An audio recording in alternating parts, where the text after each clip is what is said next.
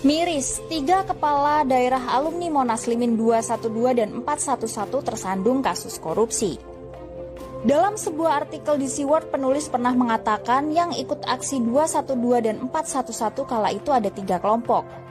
Pertama, kelompok yang benar-benar meyakini bahwa Ahok telah menista agama lantaran terprovokasi oleh pernyataan Buniyani dibohongi surat Al-Maidah. Kedua, kelompok yang yakin banget kalau Ahok itu tidak menista agama, tapi mereka coba memanfaatkan postingan Buniyani untuk menjatuhkan mantan Bupati Belitung Timur tersebut. Kita perhatikan saja peserta yang hadir di demo 212 dan 411 waktu itu. Banyak banget politisi, padahal sebelumnya mereka nggak religius amat, kok ujuk-ujuk ikut aksi bela Islam.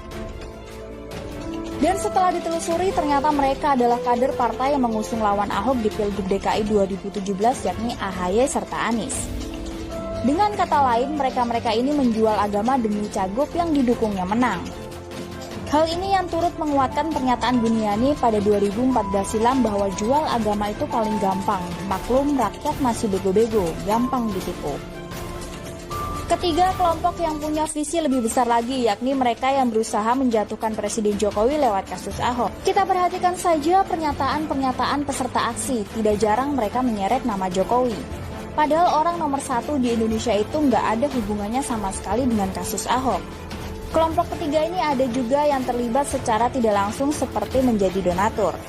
Dan mereka juga terbagi menjadi 2 regu, yakni orang-orang yang merasa dirugikan oleh kebijakan Jokowi serta orang-orang yang ingin berkuasa lewat jalur inkonstitusional. Kalau di pemilu kita nggak mampu menyaingi mantan wali kota Solo itu, jatuhkan dia di tengah jalan dan rebut kekuasaan darinya. Kura-kura begitu yang ada di benak kelompok ini. Terbukti mereka sebenarnya tidak benar-benar bela agama, tapi bela kepentingan kelompoknya. Lantas apa buktinya? Masa bela agama tapi korupsi? Kan gak lucu. Tidak tanggung-tanggung 3 orang sekaligus kepala daerah alumni 212 dan 411 tersebut yang ternyata koruptor kelas kakap. Siapa sajakah mereka? Berikut penulis coba paparkan. Yang waras tidak boleh mengalah terhadap mereka, para pencoleng-pencoleng agama yang menjadikan agama sebagai alat politik.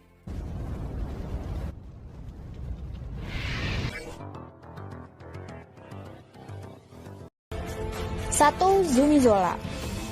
Politisi muda ini bisa dibilang cukup beruntung, pasalnya hidupnya lancar-lancar saja. Pertama, ia terlahir dari keluarga yang berkecukupan. Bapaknya Zulkifli Nurdin merupakan pengusaha dan juga mantan gubernur Jambi. Kedua, masa remajanya banyak dihabiskan dengan menjadi aktor dengan membintangi beberapa film di Indonesia. Banyak loh orang yang pengen jadi artis tapi tidak kesampaian, sementara Zumi mendapatkan itu. Ketiga, pasca pensiun dari artis, ia terjun ke dunia politik dan 2 kali ikut pilkada. Pilgub Tanjab Tim dan Pilgub Jambi selalu menang. Masih muda sudah jadi bupati dan gubernur, siapa coba yang tidak mau? Tapi karir politiknya itu hancur ketika pasca ia tersandung kasus korupsi pada 2018 silam. Saat ini Zumi tengah meringkuk di tengah tahanan menghabiskan sisa waktu vonis yang diberikan hakim, yakni 6 tahun penjara. Kala itu ia ikut aksi 212 di kota Jambi. Saat orasi dengan PD-nya, Zumi mengatakan, tentu kita sebagai umat muslim, sebagai umat Islam, ketika agama kita diserang, ketika agama kita dicoba untuk dinodai oleh pihak-pihak tertentu, wajib hukumnya kita untuk membela. 2. Zainuddin Hasan. Sama seperti besannya Amin Rais, Zulkifli Hasan ternyata cukup piawai membangun dinasti. Kalau Amin yang diajaknya bergabung ke PAN adalah anak-anaknya, sementara Zulkifli Hasan saudara-saudaranya. Terhitung ada 4 saudaranya yang ditunjuk menjadi pengurus PAN. Uniknya 3 diantaranya pernah ditetapkan sebagai tersangka kasus korupsi dan salah seorangnya adalah Zainuddin Hasan. Si Zainuddin ini sebelumnya menjabat sebagai Bupati Lampung Selatan hingga 2021, tapi karena korupsi ia hanya menjadi bupati sampai 2018 saja. Pada 2016 silam, dia bela-belain datang ke Jakarta dan meninggalkan tugasnya sebagai bupati demi untuk ikut aksi 212 di Monas. 2 tahun kemudian kedoknya terbongkar, gayanya saja pakai baju putih-putih, ternyata koruptor juga. 3. Abdul Ghafur Masud. Persis seperti Zumi Zola, ia juga politisi muda. Abdul Ghafur dipercaya oleh masyarakat untuk menjadi Bupati Kabupaten Panajam Pasar Utara periode 2018 sampai 2023. Tapi masa jabatan itu sepertinya tidak akan ia selesaikan.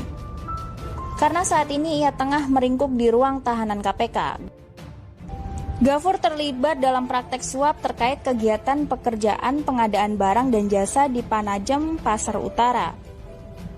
Karena korupsi itu juga ia diskakmat oleh Abu Janda dengan mengatakan Bupati Panajam Abdul Ghafur Masud yang dulu teriak takbir di aksi bela Islam 411212 ditangkap KPK. Itu baru sebagian loh.